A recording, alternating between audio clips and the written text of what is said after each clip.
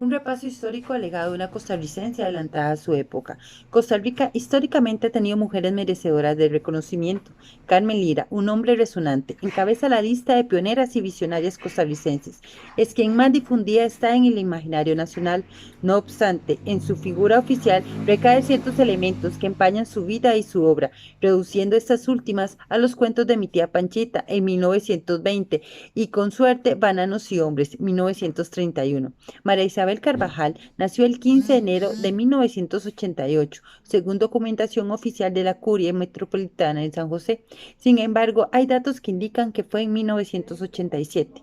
Estos datos no cambiarán el valor para la cultura costarricense y sus múltiples facetas como escritora, maestra y militante. En mayo del 2016, el Canal 13 transmitió a través de Foro 13 un episodio sobre Carmen Lira, donde estudiosos como Isabel Duca concluyeron lo que el investigador e escritor Carlos Rubio definió como la constante evolución del pensamiento de una mujer integral, como la constante evolución de un pensamiento de una mujer integral.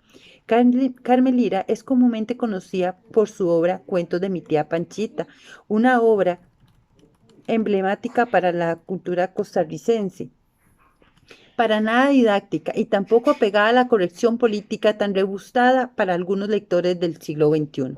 Así estos cuentos populares como personajes la negra, la cucarachita mandinga, Tío Conejo, facilitaron la percepción de Carmen Lira como una escritora maternal del pueblo costarricense, una viejecita canosa y simpática, y muy cálida, y defensa por su personaje de Sergio en una silla de ruedas de 1917. Pero, ¿realmente Carmen Lira fue así? Es justo recordarla como de forma geriátrica y pasiva. ¿No es acaso ella quien obtuvo una beca a Europa porque dio una lección memorable de carácter en la lucha de la tiranía, cuando en 1919 estuvo involucrada con la quema del periódico La Información, en conjunto con su grupo de mujeres y estudiantes contra la dictadura de los Tinoco? ¿No fue Carmen Lira una de las primeras voces en contra de la explotación obrera en las bananeras a través de Bananos y Hombres, obra que le costó su puesto en el Patronato Nacional de la Infancia? ¿No fue ella quien expresó en 1944 en la revista Trabajo que su amor por el partido era similar al del amor por un hijo? ¿No fue María Isabel Carvajal, exiliada en México hasta su muerte en 1949 y temida por hombres e intelectuales?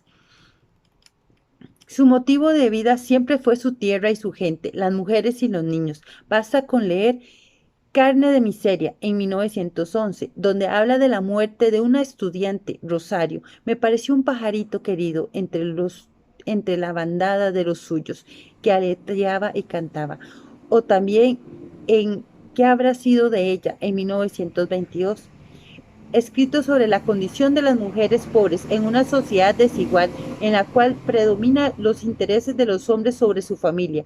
Ni qué decir de Palco de Platea en el cielo, 1936, obra desgarradora, capaz de conmover a todo aquel que lea entre líneas cómo una madre y una hija sobreviven con una máquina de coser para alimentar a una familia numerosa, hambrienta y destinada a la santa pobreza.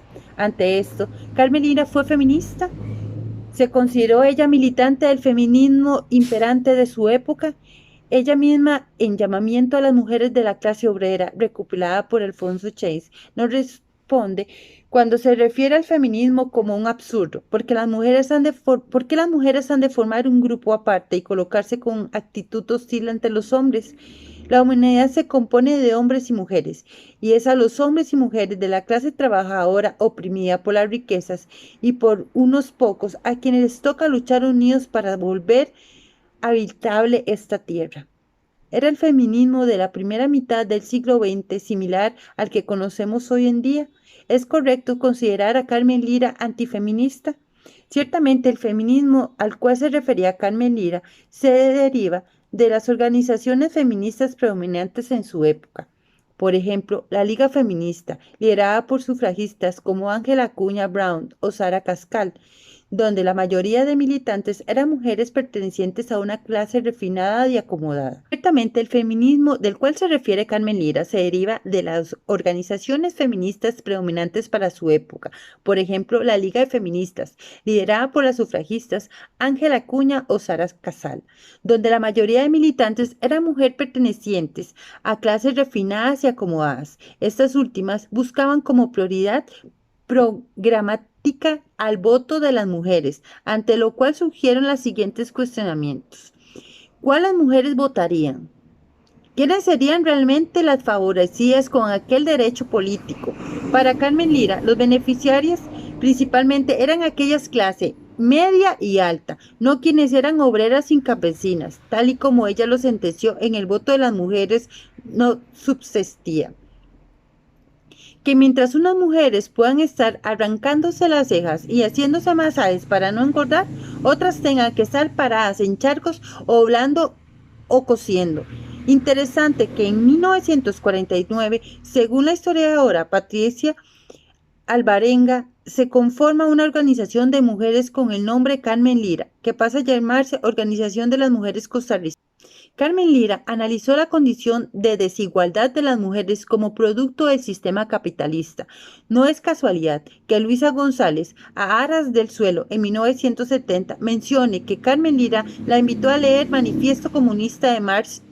Este último expuso la tesis de que las mujeres serán liberadas de su subordinación con el derrocamiento del capitalismo y de la propiedad privada. De esta forma, Carmen Lira, las angustias y las injusticias de las mujeres serían solucionadas con derrumbar la propia estructura económica de la sociedad capitalista y no potencializarlo con el sufragio.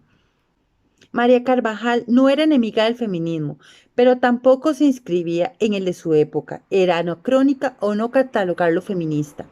Carmen Lira era una mujer comprometida con las luchas sociales y si en ellas las mujeres y los niños estaban en juego, entonces Carmen, con su pluma aguerrida y carácter contundente, movía sus medios para lograr victorias a favor de quienes eran más desfavorecidos. Seguirá resonando en las escuelas y colegios, continuará vigente en la producción editorial de Costa Rica, sus obras seguirán editándose y vendiéndose, al mismo tiempo que las nuevas generaciones nos iremos apropiando de esta lira rebelde y aguerrida, benemérita de la patria, que ha sido recordada por una oficialidad única, interesante en mostrar como una autora de literatura infantil y no como la mujer pionera incansable que fue y seguirá siendo. Esta lectura que acabamos de realizar para rescatar la mujer militante que fue María Isabel Carvajal, una mujer que buscó siempre la igualdad, el sufragio, pero no un sufragio privilegiado en clase media y alta, un sufragio para todas las mujeres, obreras, elitistas y demás. Este sería mi trabajo de examen. Este sería mi examen. Muchísimas gracias por el tiempo y feliz noche.